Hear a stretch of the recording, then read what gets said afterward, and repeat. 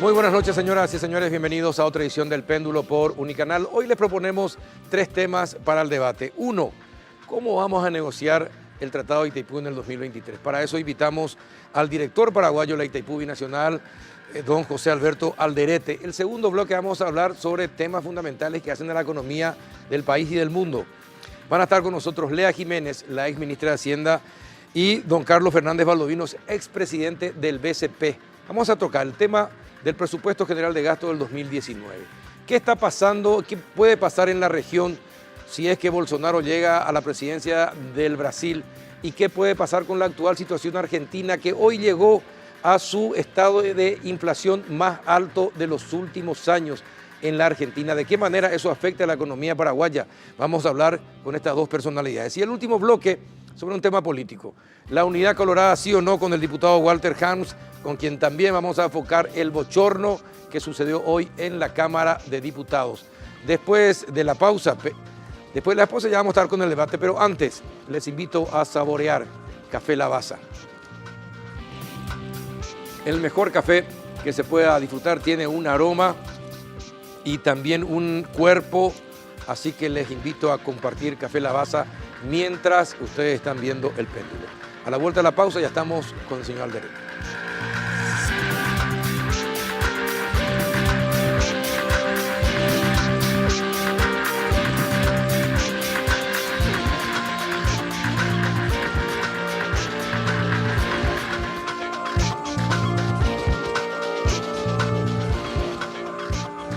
¿Qué tal? Buenas noches, don José Alberto Alderete. ¿Cómo anda? Muy bien, buenas noches, Carlos. Mi respeto a la audiencia. Gracias por venir. Costó, pero le tenemos acá. Íbamos suspendiendo su presencia por muchas actividades tiene. Bastante. Aquí en Asunción y también Hernandaria, la central hidroeléctrica. ¿Y cómo encontró la Itaipú? Bueno, yo desde el primer día que asumí dije que iba a fortalecer las cosas que estaban bien y, de hecho, intervenir y realizar los cambios en los lugares y en las cosas que no estaban conforme a una visión del nuevo equipo en Itaipú. ¿Y qué, por ejemplo, qué encontró y qué cambió? ¿Qué no encontró bien? No encontré fortalecido el PTI, el Parque Tecnológico de Itaipú.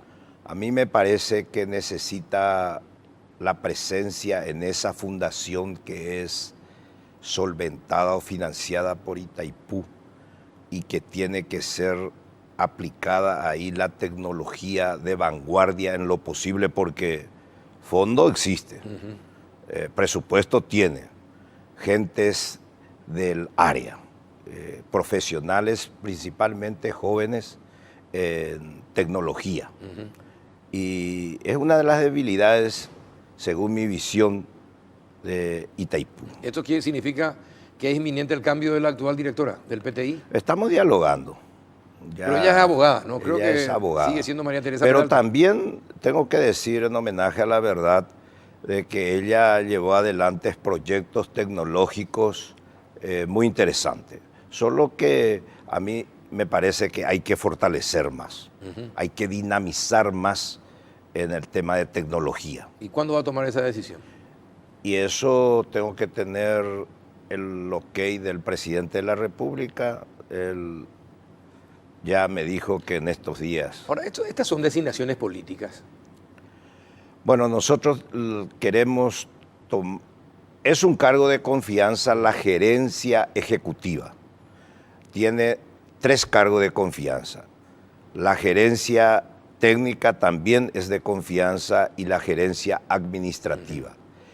Pero la gerencia ejecutiva uno puede incorporar gente de afuera, pero para las 2 gerencias, la técnica y la administrativa, solamente tienen que ser funcionarios de carrera de Itaipú. De Itaipú. Así es. Ajá. ¿Y quiénes quedaron? ¿Quiénes permanecen en sus cargos? En este momento sigue los de la administración anterior, al frente del Parque Tecnológico de Itaipú. Sí. ¿Usted cuántas personas llevó consigo como de confianza? Bueno, por supuesto, los 5 directores. De hecho, hicimos un mix. 2 directores de la administración anterior se quedaron. ¿Qué permanecen? Permanecen por la capacidad y por su conocimiento acerca de la entidad. El director técnico, que es el ingeniero Sánchez Tillería, hace más de 7 años es director técnico de la Itaipú y he decidido que continúe en el cargo. Y también el director que hoy es de coordinación, antes director financiero, el doctor Miguel Gómez, exministro de Hacienda, sí. Un gran técnico, una gran persona, muy capaz. E incorporamos 3 directores. La doctora Mónica Pérez, sí. directora financiera, el doctor Alberto Cabrera, director administrativo, y la directora jurídica Magnolia Mendoza, que es una funcionaria de carrera de la institución, con 12 y un poco más años de antigüedad. Y dígame, ¿con cuántos parientes de políticos se encontró en Itaipú? Porque fue muy comentado todo lo de Zacarías Irún, los familiares, también la familia González Daer y compañía. ¿Cómo maneja todo eso cuando se vuelve mediático?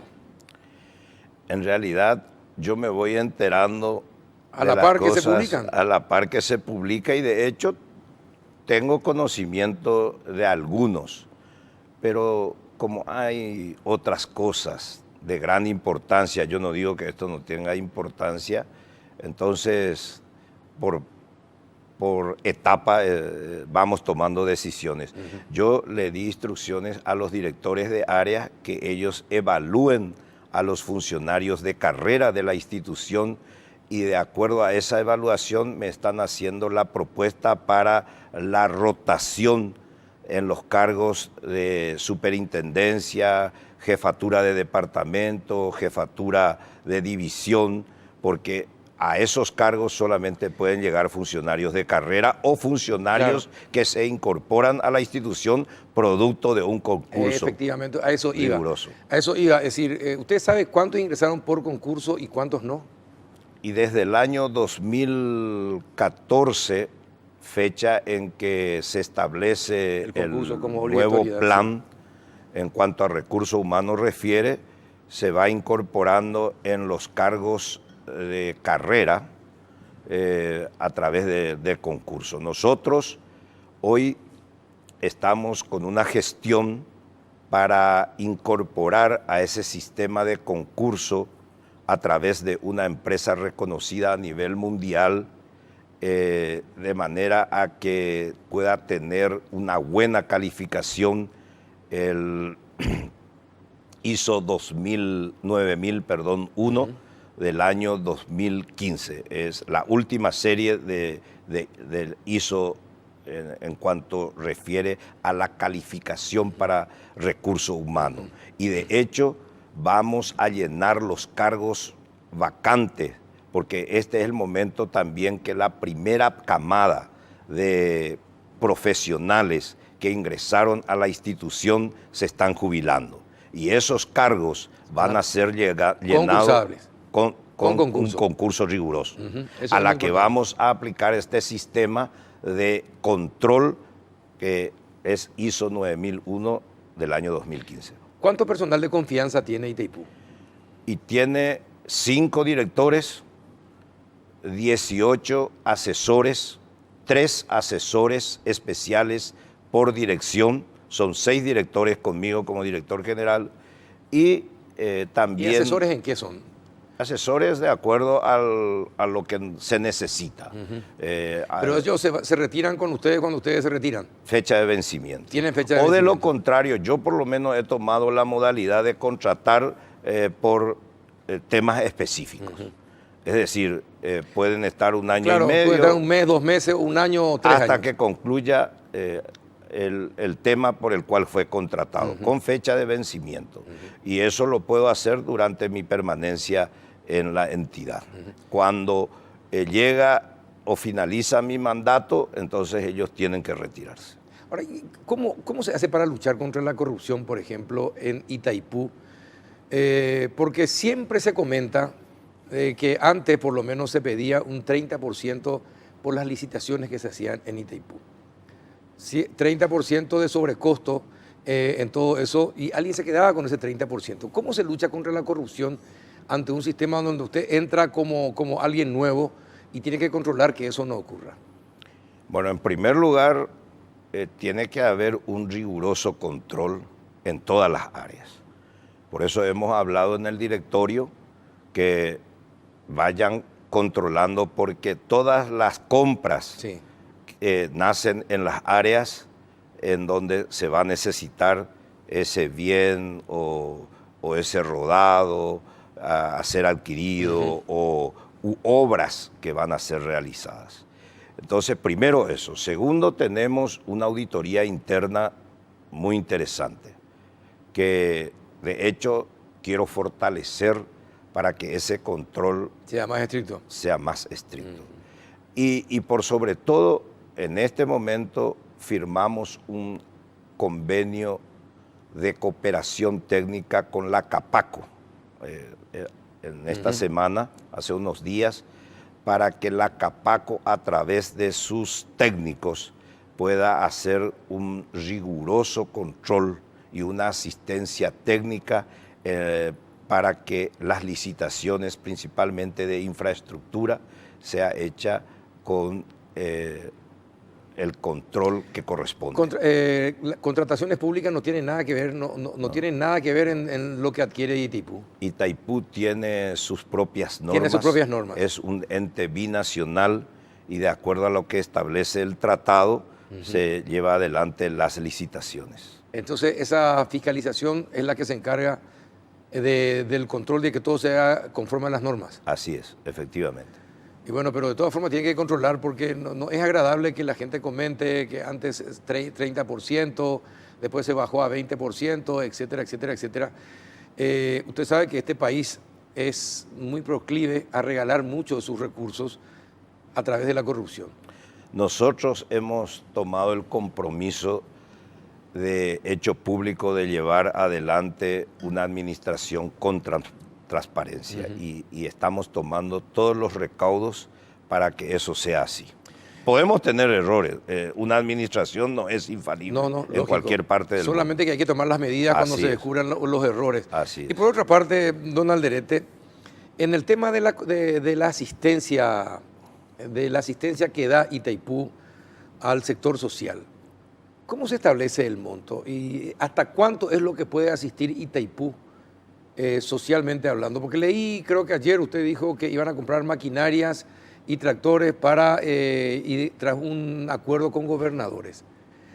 ¿Esas compras se hacen en base a política de Estado o se hacen de acuerdo a lo que cada gobernador dice necesitamos esto, pero en realidad no hay una política de Estado, que significa que ese tractor o esa maquinaria debe ser usada en los lugares donde se necesite, donde a la vez haya caminos para que los productos puedan salir rápidamente, haya mercados para que esos productos que se hacen con esas maquinarias puedan comprarse rápidamente, etcétera, etcétera?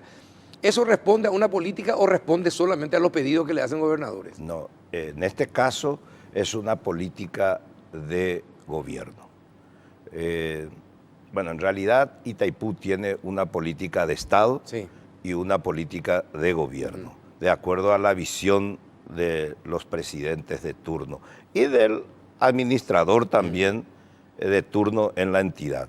Nosotros, siguiendo los delineamientos y los ejes de gobierno del presidente Mario Audo Benítez, hemos decidido, son 3 ejes fundamentales. En primer lugar, hablamos de la renegociación del tratado en su anexo C. Para nosotros es fundamental. El segundo eje viene a ser la automatización, o sea, la actualización tecnológica de la central hidroeléctrica. Si querés te puedo explicar así rápidamente. Eso significa que las máquinas que hoy están en la central hidroeléctrica es como en la época anterior el celular era... Sí, lo máximo. No lo máximo, sino no era digital, era analógico. Analógico, sí. Y los equipos que hoy tiene Itaipú son analógicos. Y eso tiene que ser actualizado. Convertido a digital. A digital, de manera a que Itaipú no sea solamente la mayor empresa. ¿Hay un plazo para eso? Sí, hay un plazo. ¿Cuántos tiene? Y un poco más de 10 años. De 10 años, de acá a 10 años. De aquí a 10 años. $700 millones de inversión. Y hay un tema fundamental, decía y retomo, de que de manera que la entidad no sea la mayor generadora de energía en el mundo, sino la más moderna. ¿Y por qué la más moderna para estar actualizado? Porque hoy los profesionales que se lanzan al mercado de las distintas facultades que corresponden a las distintas universidades ya aprenden la nueva tecnología que es la digital. Ya no aprenden la parte analógica. Y además, todas las turbinas y los componentes de las turbinas y las máquinas en general ya se fabrican con la tecnología actual que es la digital.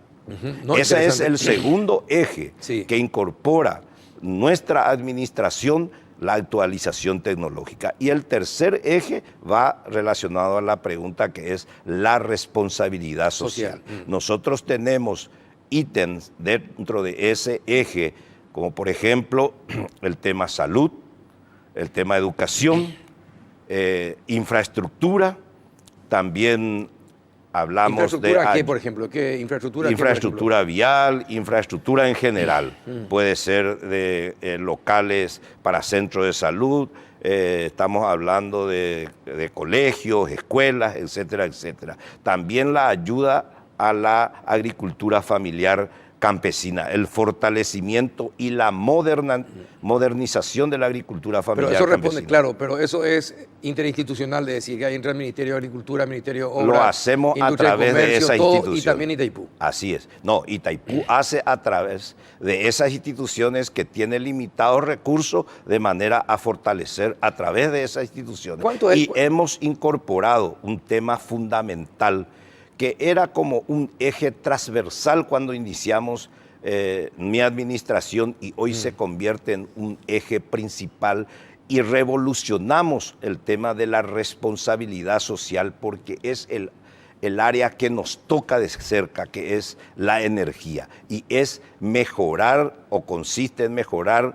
la red de distribución de energía. Ahora, ese es un atraso de 50 años que tenemos. Sí, que ANDE tiene problemas en su presupuesto, no es ilimitado, tiene limitado presupuesto. Entonces la Itaipú Binacional, la entidad, decide incorporar como un eje fundamental mejorar y modernizar la red de distribución conjuntamente con la ANDE. Ahora, Pedro Ferreira decía que se necesitan $280 millones anuales, por lo menos durante 5 años, para tener una red de distribución acorde al siglo XXI de la ANDE.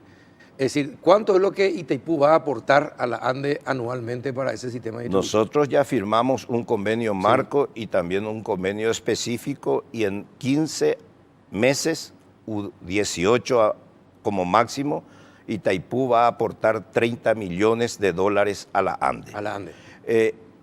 Tiene un componente bastante interesante esta modernización, que es una primicia que te voy a dar.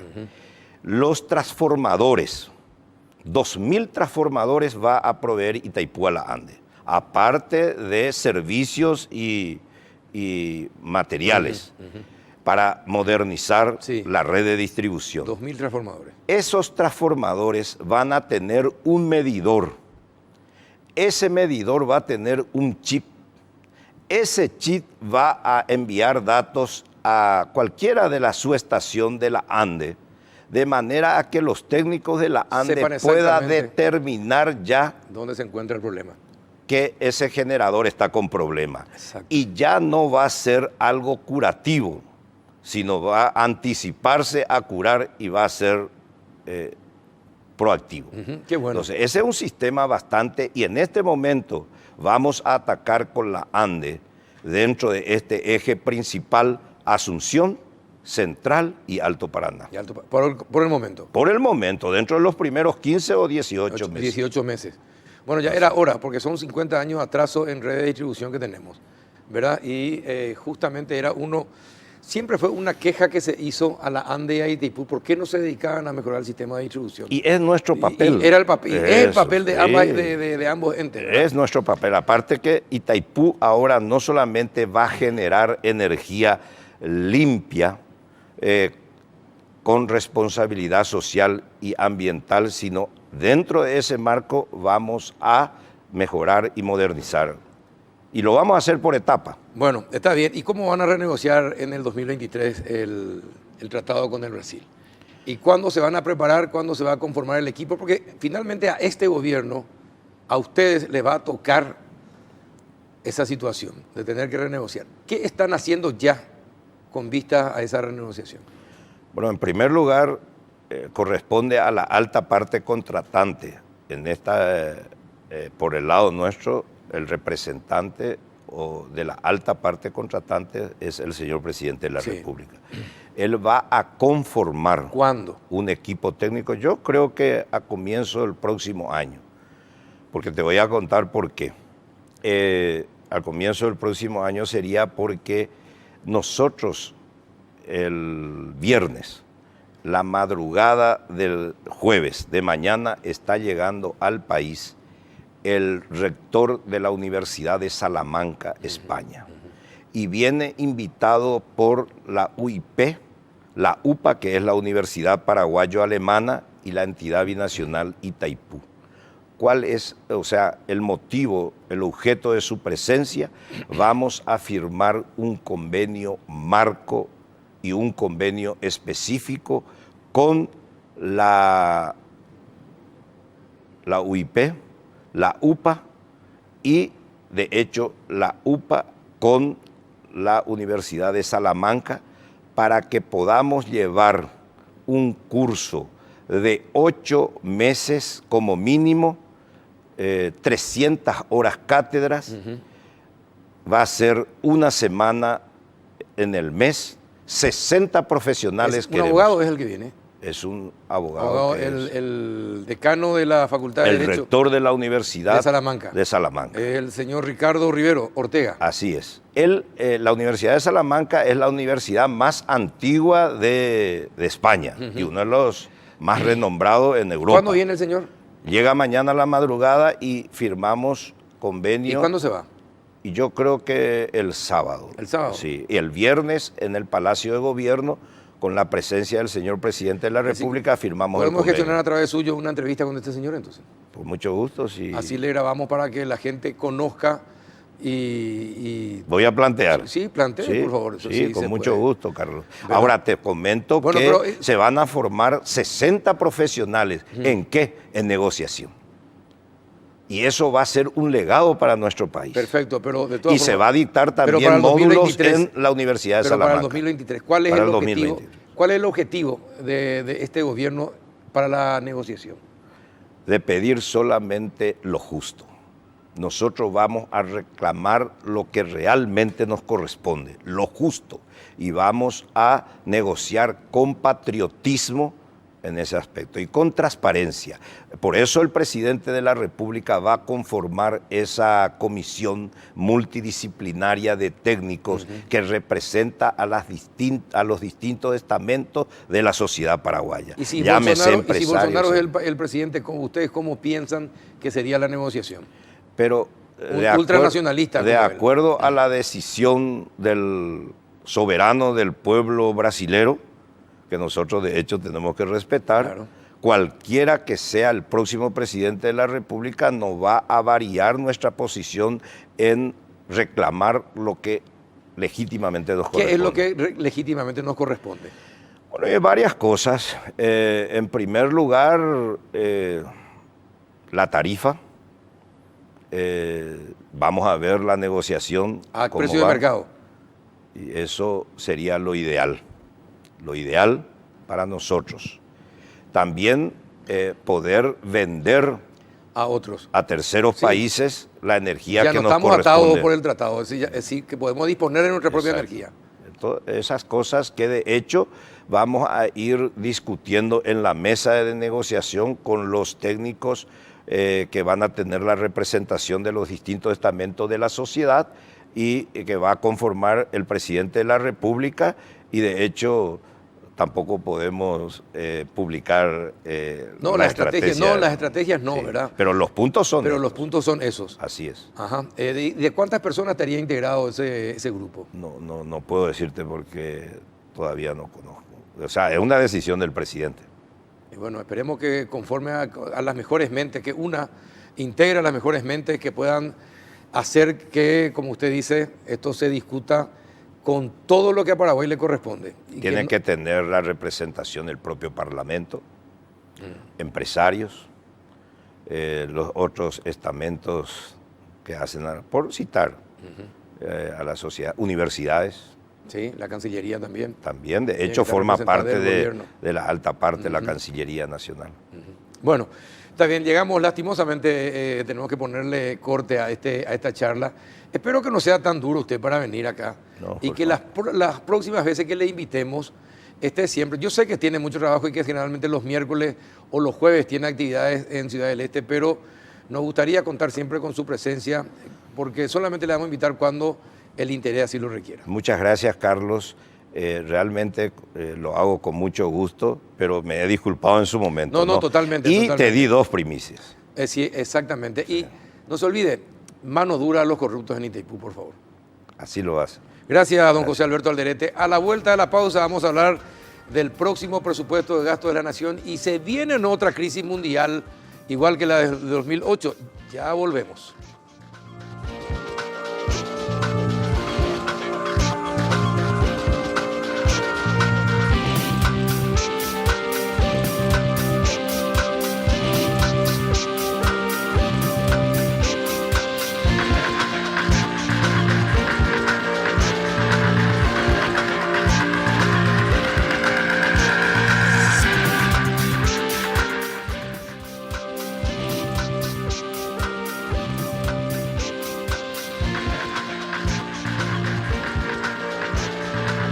Bien, seguimos en otro bloque del péndulo. Ya estamos en compañía de Carlos Fernández Valdovinos, expresidente del BCP, para hablar sobre economía de nuestro país, de la región y del mundo. En instantes se acopla también la exministra de Hacienda, Lea Jiménez. ¿Qué tal, don Carlos? ¿Cómo anda? ¿Qué tal, Carlos? Buenas noches. Gracias por la invitación. Buenas noches a toda la teleaudiencia. Bueno, ¿cómo estás viendo la elaboración del presupuesto general de gasto 2019?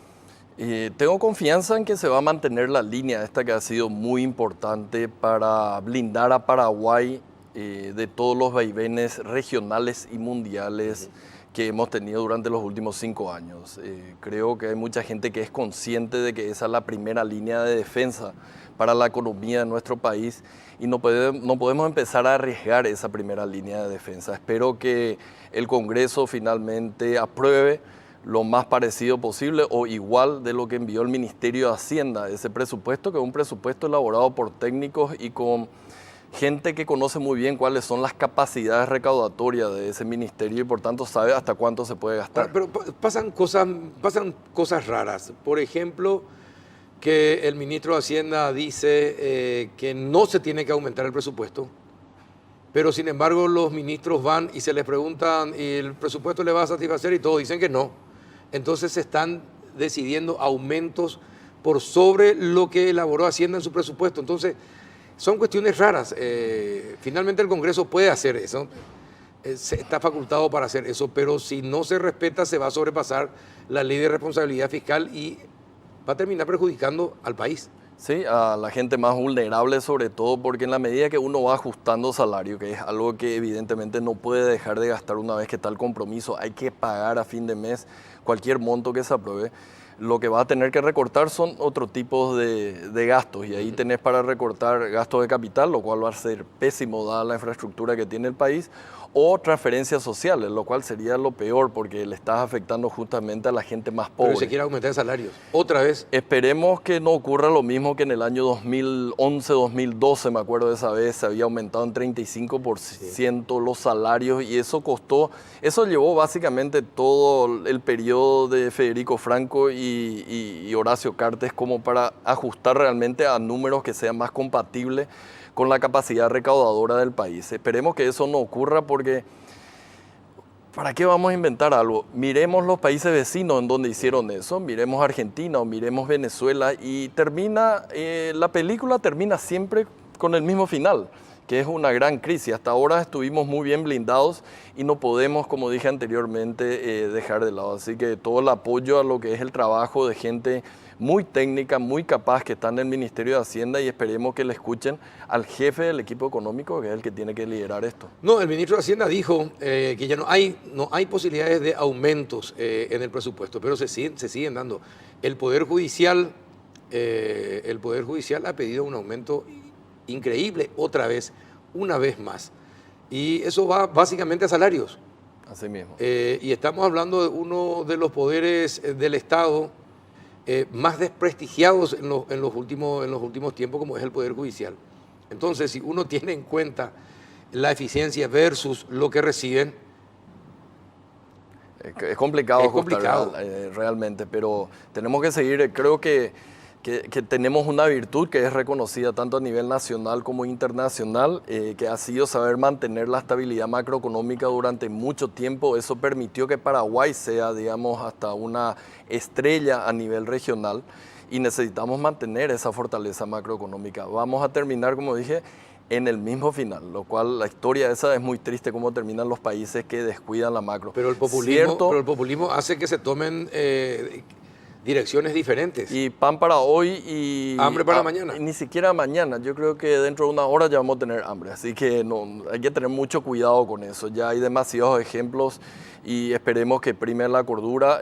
Hubieron años en el cual salieron muy buenos presupuestos también del Congreso anterior, ¿verdad? Me acuerdo una vez que estaba el actual presidente del Senado, sí. Él estuvo liderando justamente la Comisión Bicameral de Presupuesto y de hecho al vetarse fue el mismo presupuesto que se volvió a utilizar. O sea, fue tan bueno ese presupuesto que se utilizó durante 2 años, así que espero que prime la cordura ahí y tengamos realmente un buen presupuesto y observando lo que está pasando a nivel mundial y a nivel regional. Yo creo que las cosas no están bien a nivel regional principalmente, a nivel global, digamos, Estados Unidos se va reacomodando a la normalidad y eso va a traer algunos problemas como la suba del dólar que estamos viendo ahora. Su tasa de interés. Eso es algo normal Sí. ahora, no hay que culparlo al Banco Central porque es un movimiento razonable lo que está ocurriendo con el dólar acá en nuestro país.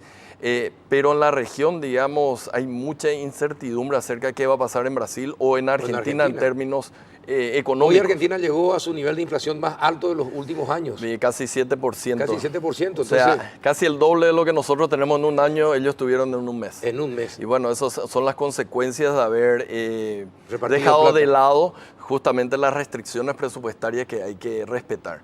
Y bueno, y le toca, como siempre, a un gobierno pagar los pecados que hizo otro gobierno. Esa es la injusticia a veces en economía. Termina el siguiente gobierno pagando las culpas de lo que hicieron anteriores gobiernos. Así que, bueno, mantengamos el rumbo. Espero que salga un muy buen presupuesto para el año que viene.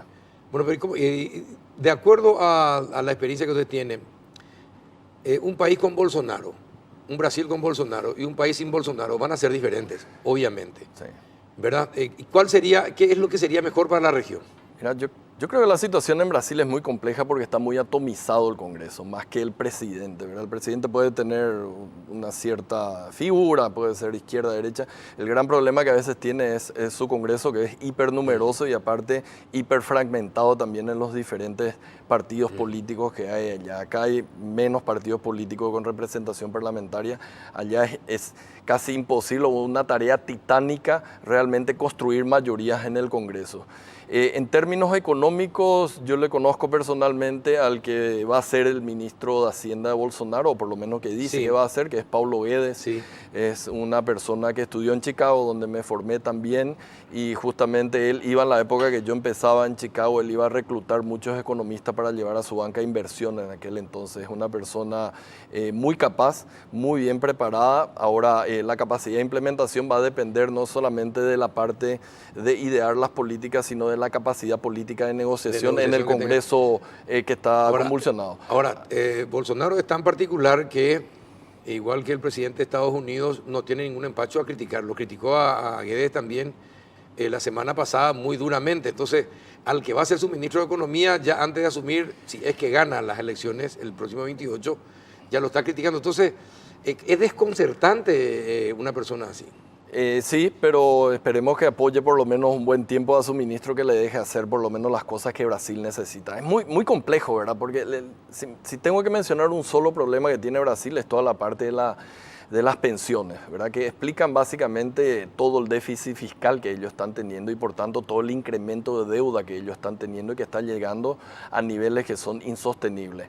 Ahora, modificar toda la parte de jubilaciones implica cosas que son muy difíciles desde el punto de vista político. Ellos tienen que aumentar, por ejemplo, la edad que se van a retirar, cuánto van a llevar cuando llevan con sus pensiones, etcétera, etcétera. Entonces son cuestiones que son muy sensibles desde el punto de vista político, pero o lo corrigen un poco antes de que explote la bomba o lo corrigen con la crisis, que es lo que le pasa, digamos, a la Argentina, que tuvo que corregir con la crisis. En nuestro país, esto que pasa con las pensiones, ¿verdad?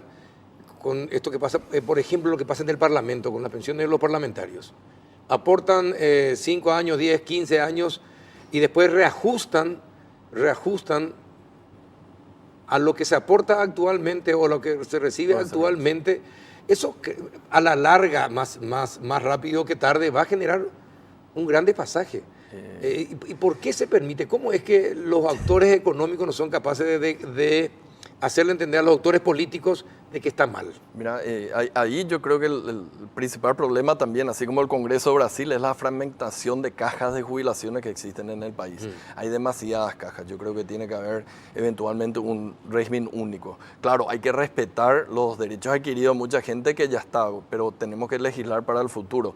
Lo que mencionás es claro, digamos, una persona que aporte 10, 15% de su salario durante 5 años, entra a los 40 años o menos como diputado, sale a los 35, comienza a los 30, sale a los 35, vive hasta los 75 con ¿qué? El 80, 60% del salario después de haber aportado 60% solamente en total, más o menos. Exactamente, sí. Entonces es complicado, eso es insostenible y es el talón de Aquiles, yo creo, para muchas economías latinoamericanas. También para la nuestra. También para la nuestra. Lo que pasa es que nosotros estamos en un momento en el cual por el boom demográfico que tenemos no estamos sintiendo la necesidad. O sea, cada vez entran más jóvenes al mercado de trabajo, a pesar de los problemas que mucha gente dice que hay en el mercado laboral, entra mucha gente a trabajar y hay poca gente retirada. Entonces la gente que entra puede financiar a esta gente que está afuera. Todavía. Pero va a llegar un momento en el cual la tasa de natalidad acá en Paraguay va a empezar a caer. Ya empezó a caer, pero todavía sigue entrando gente al mercado de trabajo. Todavía es favorable. Entonces tenemos unos años más. Y hablamos por lo general cuando hacemos cálculos, bueno, esto puede quebrar de acá a 30 años y muchas veces uno 30 años no quiere ni pensar y dice, no, está muy lejos, no es urgente. Y lastimosamente esa es una gran debilidad porque llega muy rápido. Inclusive viene el otro bloque, Itaipú ya llega a la negociación dentro de poco y antes eran 50 años. Y bueno, 30 años menos que 50 años, así que vamos a tener problemas. Ya nuestros hijos van a empezar a ver el problema y van a terminar pagando la cuenta si es que no se hace realmente las reformas que se necesitan. ¿Y por qué son tan reticentes a las reformas? Porque usted estuvo en el equipo económico del gobierno anterior. Esto es un tema este tema de las pensiones, las cajas de jubilaciones, es algo que se viene hablando desde el gobierno de Juan Carlos Guasmosi. Y ya el ingeniero Guasmosi hablaba, en mi gobierno va a explotar el tema IPS, decía ya él, y de las cajas de jubilaciones. Va a explotar en otras, pero va a explotar si no se toman las medidas. Imagínense, estamos más de 20 años después en la misma situación y no se han tomado medidas. No se han tomado medidas y no aprendemos, parece, ¿verdad? Porque ya hubieron varias cajas que tuvieron problemas, no tanto por la cuestión contributiva, aunque en parte sí, por ejemplo, la caja bancaria, ¿verdad? Después de las pérdidas que tuvieron de sus inversiones. Y bueno, este intento que se hizo como para regular de cierta manera las cajas, y de la misma manera que hace el Banco Central con los bancos, porque es dinero ajeno, lo único que se quería es que los administradores lo manejen de manera honesta, y no pudo pasar en el Parlamento nuevo ahora, pero esperemos que el Ministerio de Hacienda haga un nuevo proyecto y termine aprobando, porque ese 30 años a lo mejor lo podemos estirar a 35 años si es que se manejan bien los fondos, pero si los fondos se siguen manejando mal, en donde se le da a un venezolano que lleva toda la plata, esos 30 años se van a convertir en 25 o en 20. Entonces ahí vamos a tener problemas ya, ni siquiera va a ser mi hijo, sino nosotros que vamos a terminar pagando esa deuda que va a surgir cuando quiebren algunas cajas. ¿Y la situación de Argentina favorece el contrabando?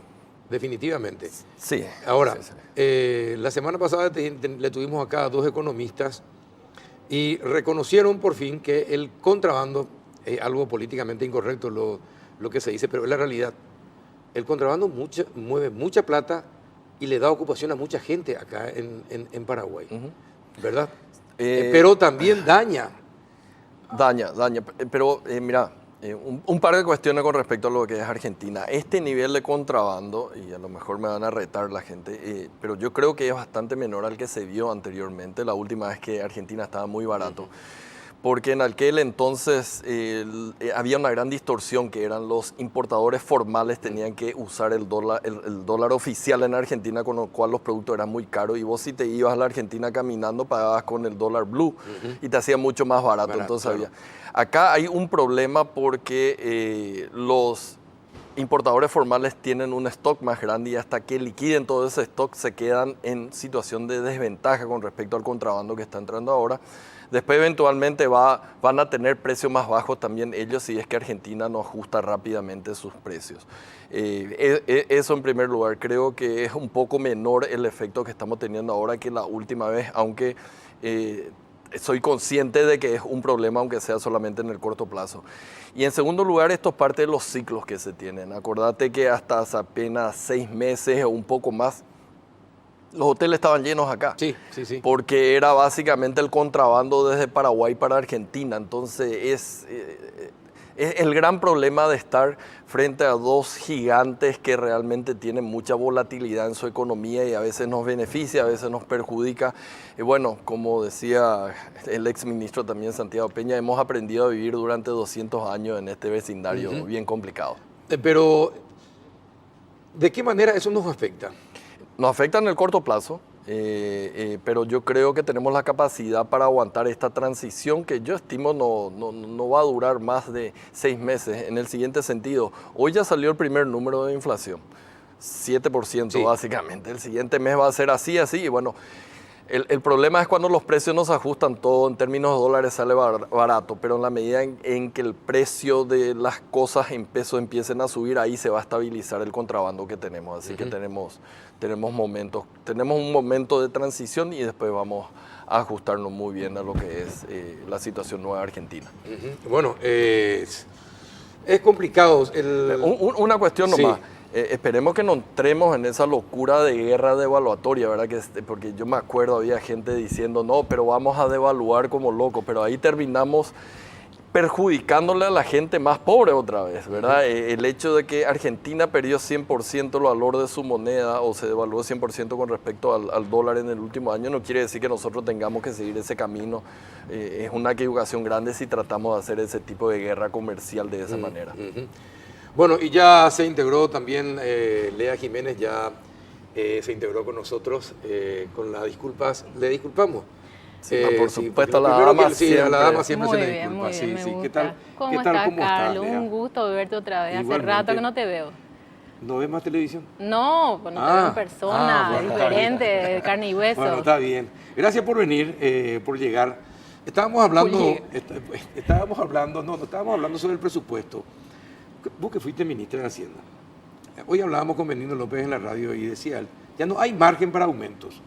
Pero entonces, ¿por qué se van los ministros y los directores de entes se van a pedir aumentos? Y porque dice, le preguntan si los presupuestos son los correctos y ellos dicen que no, que siempre le va a faltar plata. ¿Cómo es posible que no se le convenza a los parlamentarios para que no aumenten? A ver, yo la verdad, después de haber tenido la experiencia del año pasado, el presupuesto del año pasado, Sí. ¿verdad?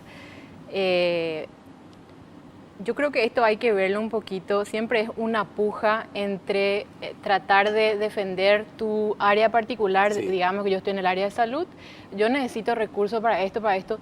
La realidad es que los recursos nunca son suficientes. Y nunca van a ser Y suficientes. nunca van a ser suficientes. Y uno ve su lugar, ¿verdad? Vos ves salud, vos ves educación, vos ves obras y vos ves todas las necesidades. Yo me imagino que eso genera digamos, una ansiedad de que yo tengo que satisfacer todo esto. Ese es mi mandato, ¿verdad? Pero al mismo tiempo debemos ser razonables, ¿verdad? Y debemos ser Debemos ser responsables sí.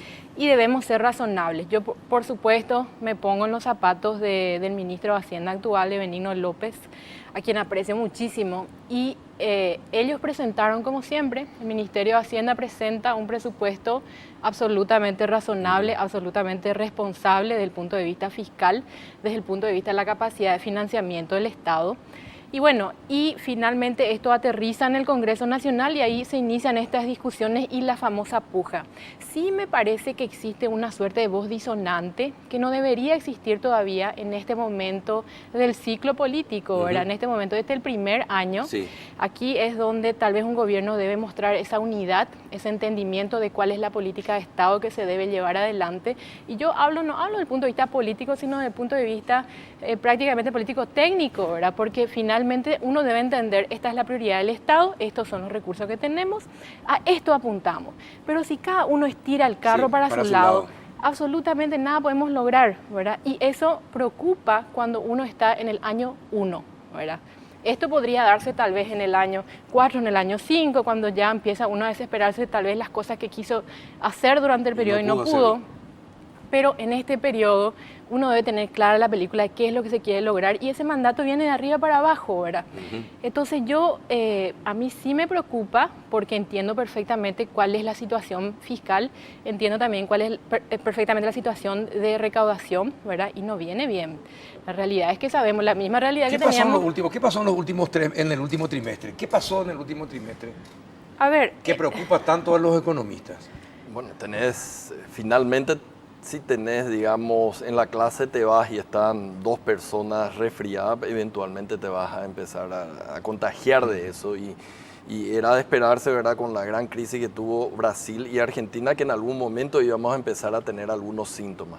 Y se empezaron a sentir. El hecho de que los argentinos no vengan más acá a Paraguay ya es un síntoma de menos venta para los comercios. Aparte, si Argentina está barato y en lugar de comprar acá nos vamos a hacer contrabando allá, es segundo síntoma que tenemos de deterioro en las ventas que vamos a tener. Y al mismo tiempo tenemos Brasil, que también devaluó, se fue por encima de 4, ahora está más tranquilo, pero se fue y eso te mata todo lo que es el comercio de frontera. Entonces te contagia finalmente. Por eso es que hay que ser muy prudente en este momento, porque nos tocó también en el otro gobierno pasar por las volatilidades que tuvieron ambos países. Y si nos desesperábamos y decíamos, no, acá a nivel macro vamos a hacer una especie de neo-keynesianismo que en realidad finalmente era neopopulismo, vamos a terminar mal. Hay que ser firme en la cuestión macro y dentro de ese marco empezar a moverse y hacer las políticas contracíclicas. Además, los commodities bajaron de precio, el combustible subió. Excepto justamente uno de los riesgos que alerta ahora al Fondo Monetario. Sí. El Fondo Monetario alerta la guerra comercial que todo el mundo, pero te tira la parte de la suba de petróleo, te puede paralizar Estados Unidos y Europa. Y Entonces, otra realidad también que tenemos hoy es que cuando terminaba el 2017, la cosa pintaba mucho más feliz, ¿verdad? A nivel global, a nivel regional, a nivel Paraguay. Pero finalmente, a medida que fue avanzando el año, se empezaron a desvirtuar varias variables, ¿verdad? No solamente Estados Unidos con su relación con China, también, qué sé yo, lo que pasa con el tema cambiario en Argentina, lo que está pasando en Brasil, ¿verdad? Nosotros esperábamos una recuperación más grande, Brasil finalmente es más lenta de lo que se esperaba. Argentina esperaba un crecimiento positivo, hoy está con crecimiento negativo y fuerte. Sí. Entonces son cosas que uno debe estar, ¿verdad?, anticipando de cierta forma. No puedes anticiparlo tal vez en diciembre, pero vos vas viendo cómo se va moviendo esa maquinaria gigante. Pero también el alto endeudamiento de los países emergentes, que también afecta, ¿no? También. y tenés otras bombitas así tipo Italia en la zona del euro, sí. entonces van saliendo cuestiones que van preocupando cada vez más y le preocupa a todos los organismos Sí, el Fondo multilaterales. Monetario, el FMI ya alerta sobre la posibilidad de una nueva recesión, igual o peor que la del 2008, es más. Sí. En Estados Unidos tampoco se controla a los bancos como debía controlarse. El tema inmobiliario empieza otra vez con ciertas burbujas. Sí. Es decir, que parece que vamos camino al desastre y sí. Como que nos gusta el desastre. Y ahí lo que preocupa justamente, Carlos, porque muchas veces uno dice, pero a mí qué me importa lo que pasa en China, Estados Unidos, a mí me importa lo que pasa en mi bolsillo. No, pero lo que pasa es que lo que pasa en esos países impacta a la región y después impacta al país, ¿verdad? Nosotros siempre estamos muy vinculados todavía a Argentina y Brasil, a pesar del desacople del que siempre hablamos de crecimiento y que seguimos muy bien, pero tenemos que cuidarle a nuestro bebé, tenemos que cuidarle con muchísima atención, ¿verdad? Y si es que empezamos a decir, no, este sector merece un incremento, o sea, esas cuestiones realmente pueden muy rápidamente desvirtuar un presupuesto que ya estaba ajustado nomás luego antes. Bueno, cuando el populismo está presente y cuando a algunos no les importa el país y les importa satisfacer su clientela, ¿cómo evitarlo si están en el Congreso? Es que a veces puede ser inclusive buenas intenciones, Carlos. Escuché justamente que querían romper la ley de responsabilidad fiscal justamente para hacer más gasto de capital y ponerle que, bueno, eso va a reactivar la economía en el corto plazo y es bueno para el mediano plazo, pero fue justamente ese el camino que siguió Brasil con el ministro Manteiga en aquel entonces, porque yo justo estaba como representante. Sí. Hicieron exactamente eso, quitaron todos los gastos de capital por fuera de su presupuesto y ejecutaron y dijeron, no, estamos cumpliendo nuestra ley de responsabilidad fiscal, pero no, al quitar los gastos de capital te quedó más margen para aumentar los gastos corrientes. Y terminó en el problema que tiene Brasil ahora. Entonces, a veces, aunque no sea populista, buena intención. Aprendemos las lecciones, entonces. Pero y tenemos que mirar nomás los ejemplos. Es lo que hoy yo decía, nos olvidamos muy fácilmente de la historia y queremos inventar la rueda. Cuando que ya vemos todos los ejemplos que hay ahí al lado y cómo tenemos que cuidar nuestra economía. Y un factor clave que va en línea con lo que menciona Carlos del déficit, ¿verdad? Nosotros no podemos olvidarnos de que el Banco Central revisó las cuentas nacionales y eso significó un incremento de 30%, que es lo que hace que hoy hablemos del PIB viejo, PIB nuevo, el déficit viejo nuevo, y después empezamos a confundirnos. Lo que no podemos confundirnos es que nuestra ley de responsabilidad fiscal habla de un déficit de 1,5. Eso se expresa en relación al PIB, ¿verdad? Al Producto Interno Bruto. El Producto Interno Bruto más grande, entonces, de cierta forma, sin hacer nada, sin quitar nada al presupuesto, el espacio fiscal o el déficit fiscal se agranda, sí. 150 millones de dólares. O sea, era 400, ahora son 600. Pero la recaudación que te permite administrar ese pasivo, porque es un pasivo, ¿verdad? Es una deuda, no ha crecido, es más, está disminuyendo su crecimiento, ¿verdad? Está cayendo el crecimiento de la recaudación, particularmente la recaudación de la SET. Entonces es ahí que debe preocuparnos de dónde, o sea, si es que ya se abrió ese espacio fiscal, ¿qué significa, aparte de esos 150 millones adicionales al año que podemos gastar con endeudamiento, abrir otra vez un espacio en otra dimensión fuera del presupuesto que no solamente es peligroso y no solamente el Fondo Monetario seguramente va a empezar a prender luces amarillas, rojas para Paraguay, que no las tenemos hoy por suerte porque estamos siendo todavía muy responsables, etcétera, etcétera. Con eso tenemos que tener muchísimo cuidado. Eso puede ser efectivamente el principio del fin, ¿verdad? De nuestra estabilidad macroeconómica, de los números tan lindos que hemos tenido, de ese destaque que hemos tenido en los últimos 5 años a nivel regional en términos de todos los indicadores macroeconómicos. ¿De qué depende que no ocurra eso? Una parte importante va a ser este presupuesto, ¿verdad? Hay que acordarse que hay un nuevo gobierno. Sí. Si nos miraban antes, ahora van a mirar más, porque una cuestión es ir a dar palabras y otra cuestión son los actos finales. Sí. Y el nuevo gobierno tiene que salir a la emisión de bonos probablemente en el primer trimestre del año que viene. Y ahí ellos van a ver un poco cómo termina ya el presupuesto para cuando eso, de tal manera de ver, ¿seguimos apostando por Paraguay o no seguimos apostando? O seguimos apostando pero le vamos a cobrar un poco más caro. Entonces hay que tener cuidado también con eso porque tiene muchas implicancias para el año que viene también en términos de colocación de bonos soberanos. Y algo muy clave también, Carlos, vos preguntás de qué depende eso. Sí. Hay variables que podemos controlar, que están en nuestras manos, y hay otras que son exógenas, ¿verdad? Que están fuera de nuestro control. Las exógenas no hay nada que podamos hacer, miramos y tratamos de nadar, ¿verdad? Pero las que podemos controlar son justamente el presupuesto general de la nación. El presupuesto general de la nación está en manos de los paraguayos, de nuestros representantes, ¿verdad? Que finalmente definen ese presupuesto y dicen sí o no a los aumentos, a los incrementos. ¿Y qué significa? La suma de esos incrementos significa que vamos a afectar finalmente las cifras macroeconómicas del país. Si tuvieras que darle un consejo a los parlamentarios ahora en la elaboración del presupuesto y viendo cómo se está presentando la situación, ¿qué le dirías, Lea Jiménez? Mi consejo siempre es aprovechen a ese analista que tienen ahí, que es el Ministerio de Hacienda, ese cuerpo de gente técnica que está lista para hacer los análisis y dar una respuesta objetiva, no política, que mira al bien común sobre el bien particular. Entonces, cuando te viene ese pedido, decir, espera un poquito, acá tengo que enviarle al que está capacitado para hacer ese análisis de manera objetiva y decirme si efectivamente tenemos los recursos o si no los tenemos, de dónde podemos quitar para poder transferir de un sector a otro sector. Eso es lo que podemos hacer. Pero inventar recursos o agrandar el déficit o empezar a tomar decisiones que sabemos bien no vamos a poder financiar, no tiene sentido, ¿verdad? Es un poquito todos los años la misma discusión y yo creo que tenemos que ir madurando como país y entendiendo que para eso está el Ministerio de Hacienda, para hacer justamente ese análisis, hacer de filtro para todas estas cuestiones que se desvirtúan en el ámbito político. Espero que muchos parlamentarios estén viendo el programa y escuchen estos consejos. Finalmente, le pregunto, ¿qué pasó con la deuda de Gramón? Porque leí este fin de semana... Sí, vi, leí este fin de semana, sí.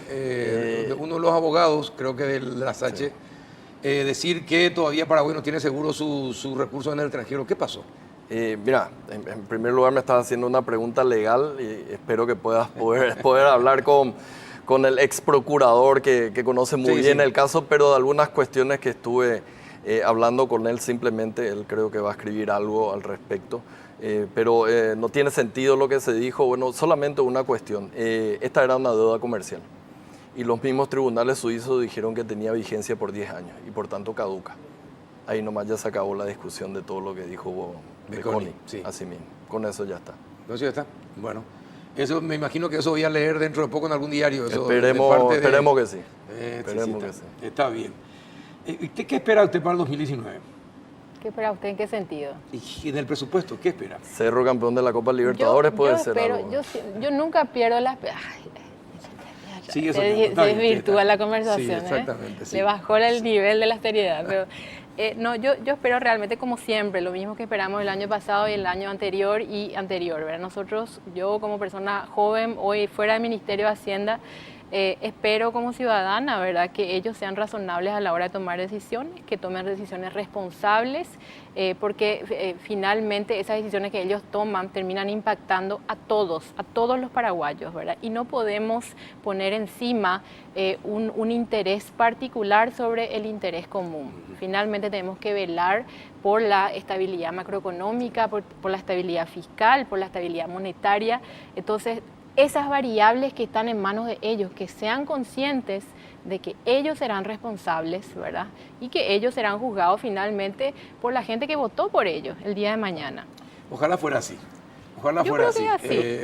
Ojalá Pero fuera tiene así. gente técnica, o sea, todos tienen, cada bancada tiene su gente técnica. Por supuesto. Entonces, yo creo que tienen que escuchar, como dijo Lea, la cuestión de escúchenle a la gente que realmente está especializado en esto. O sea, si tenés un problema médico, no te vayas a escucharle a un curandero, andate al médico en serio. Claro.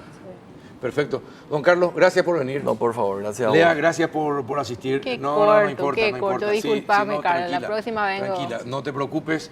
Vas a ser una de las asesoras acá del programa. Bien. En materia económica. Recibiste mi CD. Sí, así que vamos a consultarte permanentemente. A la vuelta de la pausa vamos a estar con un diputado, con el diputado Walter Harm. Vamos a hablar un poquitito del presupuesto y del bochorno que pasó hoy en la Cámara Baja. A la vuelta de la pausa.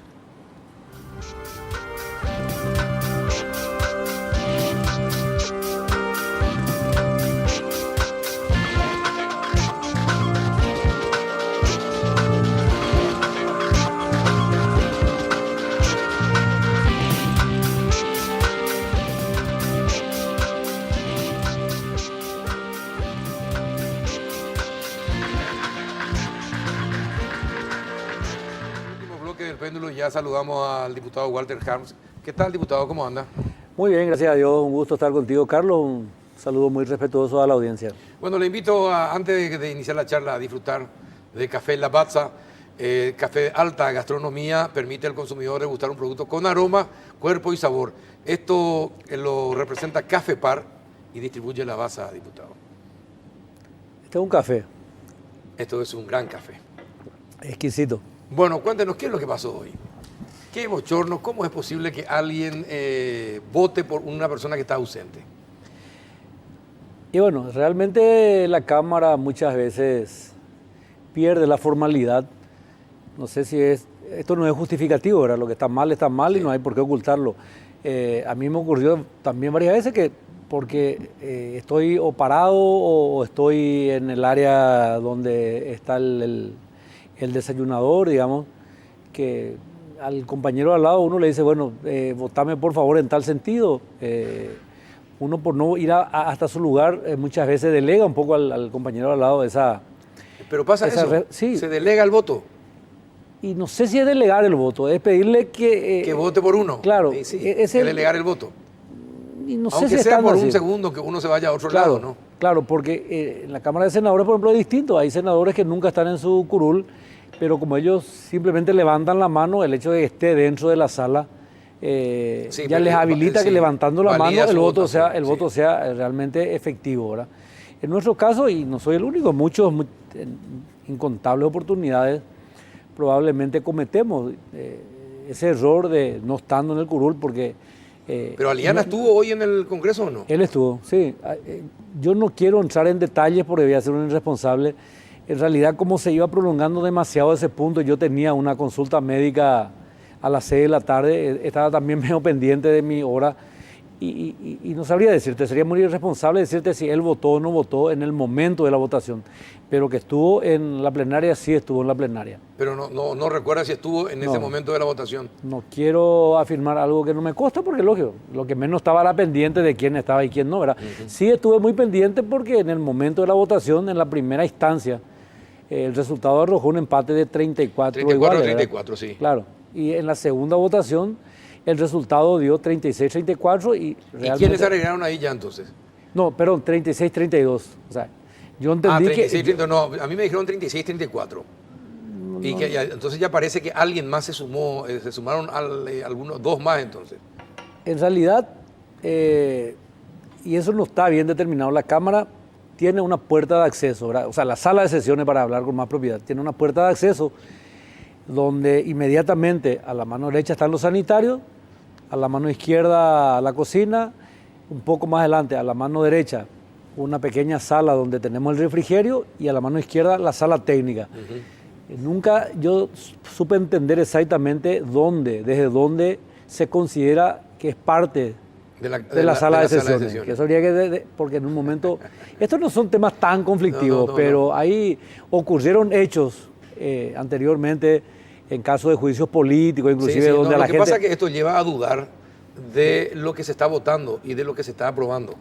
Si una vez ocurre, puede ocurrir muchas veces. Claro, yo particularmente tomo esto como una enseñanza y... Que no se vuelva a repetir. Yo te pongo acá la firma que voy a pegar una corrida a lo mejor de donde esté parado para que mi voto sea efectivo, porque realmente, y tengo que ser sincero, muchas veces cometemos esa, no sé si llamarlo irresponsabilidad, ese pequeño descuido en hacer que quien esté a nuestro lado nos vote. O sea, no soy yo solo, yo creo que todos solemos cometer un poco esa pequeña irresponsabilidad. Y hoy, lastimosamente, se dio en un tema que venía un poco conflictuado, ¿verdad? O sea, posiciones que al final no deberían ser así, pero casi radicalizadas en un tema que para mí particularmente no merita tanta radicalización, porque era simplemente una ley que estoy seguro el efecto que va a tener va a pasar más por la decisión política que por la aplicación misma de la ley, ¿verdad? Bueno, por otra parte, ¿qué es lo que pasó? ¿Están disconformes con los aumentos que se están dando el presupuesto? Pero ustedes van a seguir dentro de la comisión bicameral, porque ayer se anunciaba que se retiraban, pero que al final no se retiraban. ¿Qué pasó?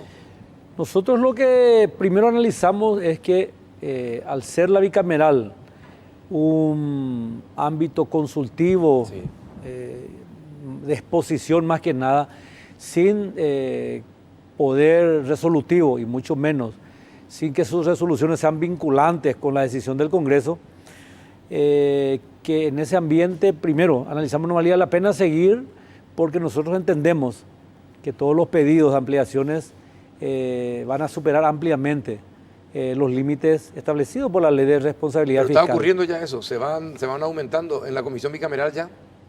No. Todavía no. Por ahora no. O sea, lógicamente la bicameral acumula los pedidos y después tiene que emitir el dictamen. Sí. Yo aclaro que no soy parte de la bicameral en esta oportunidad, pero estoy siguiendo un poco de cerca el desarrollo de las sesiones, y lo que se hace es tomar nota para que al final de las consultas con los distintos ministerios y entes del Estado se proceda a la emisión del dictamen, que normalmente tiene más de un dictamen, ¿verdad? Eso es normal, pero nosotros entendemos, después de debatirlo, que no valía la pena dejar de escuchar las propuestas, aunque en principio habíamos determinado que no íbamos ya a asistir, pero después dijimos, bueno, tenemos que ir a escuchar y ver en realidad de qué se tratan los pedidos de ampliación. ¿Usted sigue en Honor Colorado? Sí, señor. ¿Sigue? Sí, así es. Bueno, entonces, pero van a continuar participando entonces en la comisión Y bicameral. prácticamente ya están terminando el periodo, digamos, de audiencias con los responsables de la ejecución del presupuesto, y lógicamente después, cuando venga el dictamen o los dictámenes de la bicameral, tanto en la Cámara de Diputados como en la Cámara de Senadores, la bancada de Honor Colorado tomó la decisión de aprobar el presupuesto tal como fue presentado por el Poder Ejecutivo, porque es lo que creemos se ajusta más a las posibilidades de ejecución que tiene el país. ¿Cómo se entiende que el ministro de Hacienda de este gobierno diga que ya no hay espacio para aumentos, y sin embargo algunos de los referentes del movimiento oficialista hoy día vayan consintiendo aumentos? ¿Cómo se entiende? ¿Cómo ustedes qué explicación le dan ellos si es que ustedes les consultan algo? No, nosotros en realidad lo que hacemos es escucharlos, y el análisis que hacemos es que no hay una línea definida en el modelo de gestión en el gobierno del Ejecutivo. Hablando mal y pronto, entendemos como es una falta de liderazgo del presidente de la República, que no es capaz de hacerle entender a sus ministros que hay un escenario, que hay una ley, que hay antecedentes históricos y que hay una expectativa de recaudación a la que hay que ajustarse, ¿verdad? Entonces, si desde el Ejecutivo, o sea, desde la Presidencia de la República escuchamos un discurso y desde los ministerios vienen y nos cuentan o nos dan otro discurso, lógicamente, evidentemente, hoy yo hablaba con el ministro de Hacienda y le pregunté por qué los ministros van y dicen que les falta presupuesto y piden aumento. Él decía que no es que piden aumento, sino que le preguntan en la comisión bicameral si satisface el presupuesto establecido. Y ellos dicen que no, que siempre que les falta. Y que eso en realidad es lo que está ocurriendo. ¿Es así o no? No, no es tan así. Cuando se va el ministro de Educación, dice, por ejemplo, yo necesito que mis funcionarios tengan seguro médico, y de aumentarle de 200.000 a 1 millón por funcionario para el seguro médico, eso no es explicarnos más de lo que necesita, es venir a pedir qué es lo que reclama en realidad. Y lo que nosotros entendemos es que esas exposiciones son pedidos que hacen a un escenario a lo mejor ideal, pero todos entendemos que el escenario que tenemos la lectura que tenemos que dar es el escenario real. Claro, aparte hay una ley que hay que respetar, que es la de responsabilidad fiscal. Hay una ley que hay que respetar, hay un escenario nacional e internacional que hay que analizar y en base a eso tomar las decisiones, ¿verdad? ¿Y qué van a hacer con el pedido del Poder Judicial? Nosotros hoy en Cámara de Diputados aprobamos algunas ampliaciones para el Poder Judicial, pero no quisiera anticiparte lo que vamos a hacer respecto al presupuesto, porque lógicamente esa es una decisión de bancada que yo tengo que respetar también, ¿verdad? Y si la decisión de bancada está en contra de lo que usted piensa, ¿qué hace? Y uno pone en la bancada, y en muchas oportunidades yo particularmente pedí la liberación del voto, ¿verdad? Hay un corporativismo que muchas veces uno tiene que respetar por una disciplina también del movimiento, de la bancada. Ahora, cuando la disciplina se contradice con lo que dice la Constitución de que no hay mandato imperativo, ¿cómo deciden entonces? No, en ese caso, en mi caso particular, yo siempre obré en base a la razón y a lo que mi objetividad me manda, ¿verdad? ¿El aumento del Poder Judicial es para salarios? En el presupuesto 2019. Sí. El que están pidiendo, el aumento que están pidiendo. Sí, para salario. ¿Para salario? Sí. Porque hay que entender también, el Poder Judicial tiene una característica que se hizo una costumbre y no es sana, ¿verdad? El Poder Judicial tiene, por un lado, que cubrir cada vez mayor territorio, la descentralización, por llamarlo de alguna manera, que va desde los juzgados de paz que tienen hoy mayor potestad de atender casos que son de primera instancia. Y si me equivoco en los términos técnicos, yo soy apenas un contador, ¿verdad? No soy abogado, pero la mayor jurisdicción que se le da desde los juzgados de paz hasta los distintos estamentos, y hace también que necesite mayor estructura el Poder Judicial para atender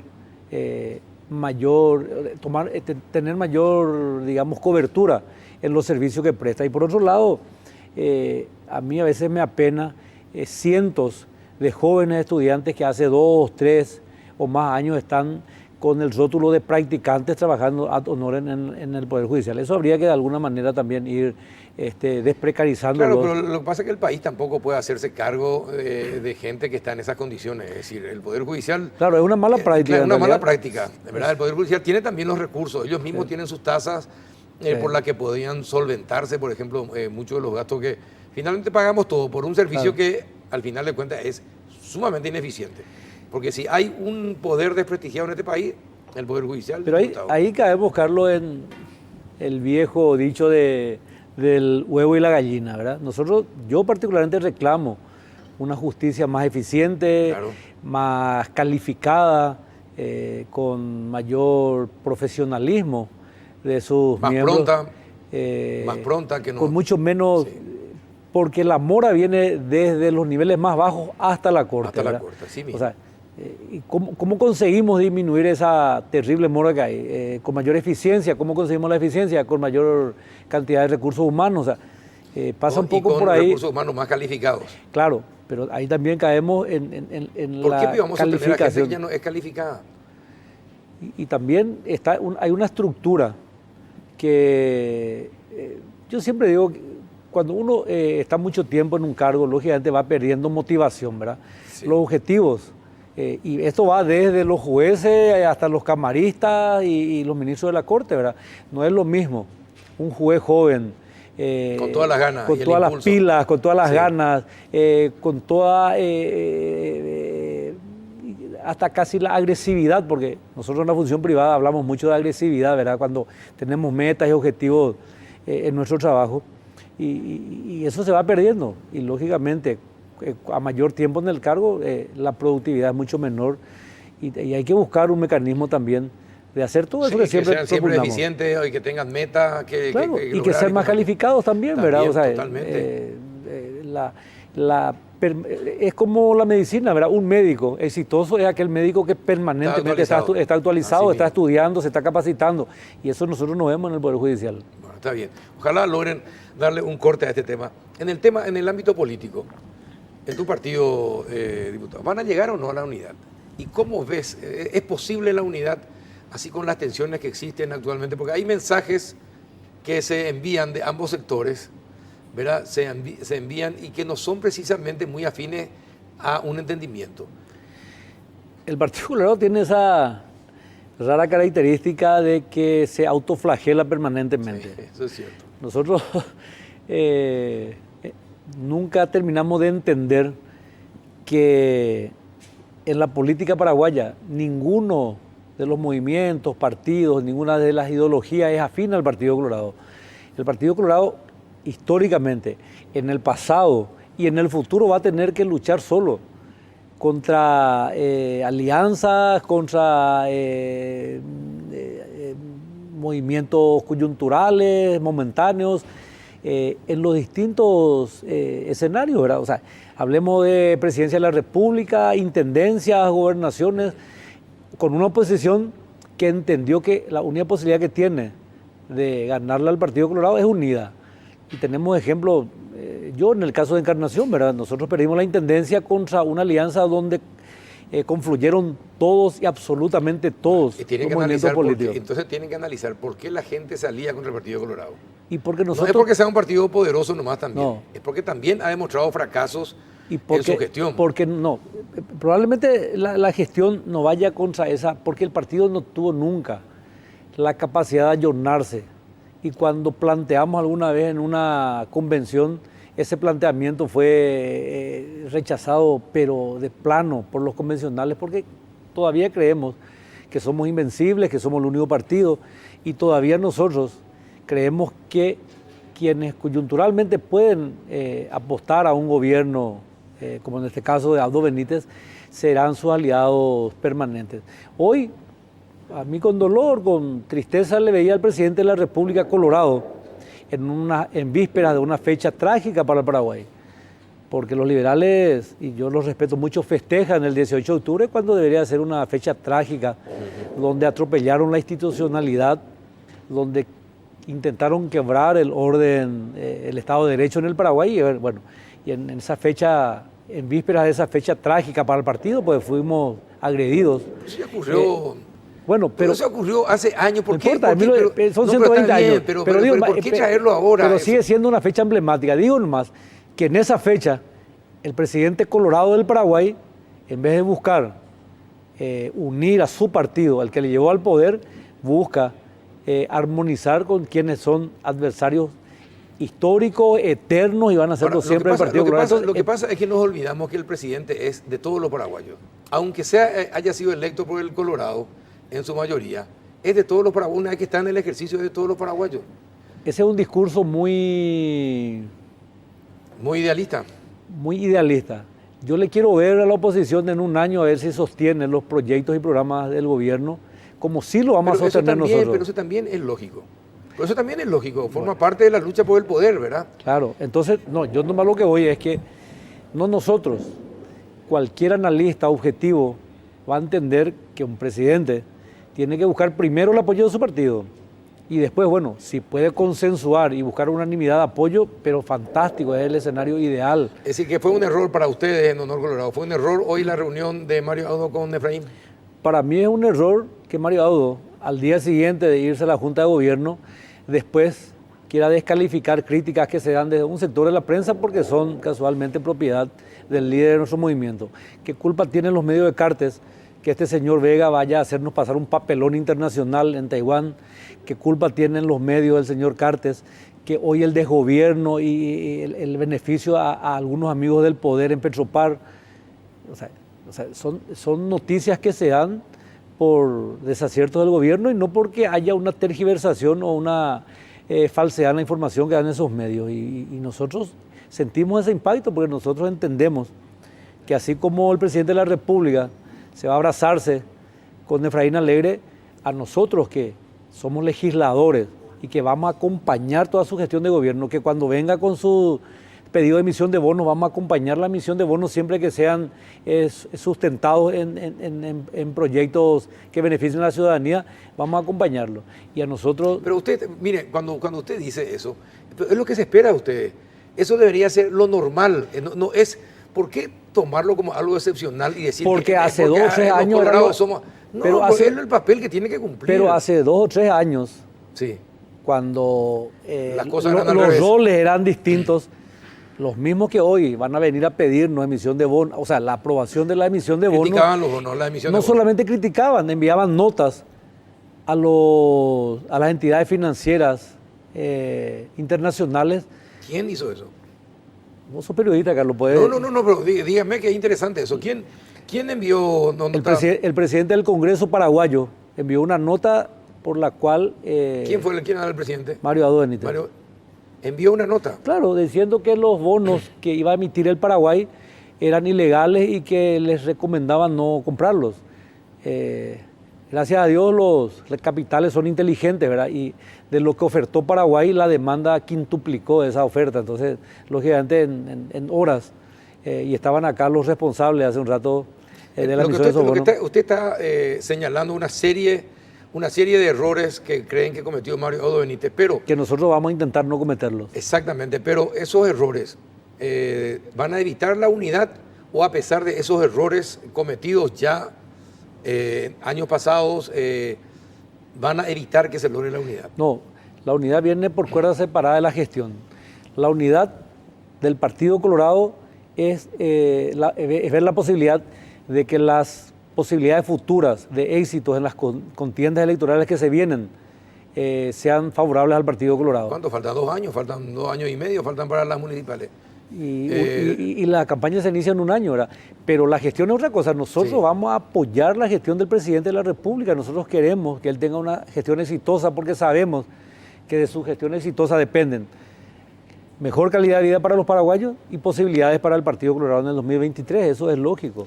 Bueno, a pesar de todo lo que está contando, ¿es posible que se dé un encuentro Cartes, Mario, Aldo Benítez y traten de solucionar sus diferencias? ¿O usted hoy, en este momento, con lo que pasó hoy, en este ambiente, es difícil? No, hay una... Objetivamente hablando, y lo más sincero que puede hacer, ¿hoy es difícil o no? Mi análisis, yo soy un pequeño actor en este convulsionado mundo de la política paraguaya, no soy tal vez el más indicado, pero yo creo que hoy esa brecha de desunión, cuando se empezaba a achicar, hubo un gesto que hicieron que se vuelva a abrir. Esta reunión fue uno de esos gestos. Y algunas otras declaraciones, algunas acciones, los gestos, o sea, los mensajes vienen de distintos... Sí, por eso yo le decía al comienzo que hay mensajes claro, que no buscan precisamente que se llegue a la unidad. Los mensajes no son simplemente los que uno escucha, también están los gestos. Con los gestos que claro, uno tiene, ¿verdad? Y yo entiendo que la Junta de Gobierno, o sea, la sede del Partido Colorado es la casa de todos los colorados y de donde se debería dar una unidad que vaya primero con la presencia de los integrantes del movimiento Colorado en YTT en los lugares en los que le asignó el pueblo colorado. Porque sí, no participan de la reunión. El partido no tiene hoy institucionalidad. El partido es sostenido por un movimiento cuando otro hace el vacío y estuvieron solamente cuando tuvieron necesidad de que estemos todos juntos para encarar las elecciones.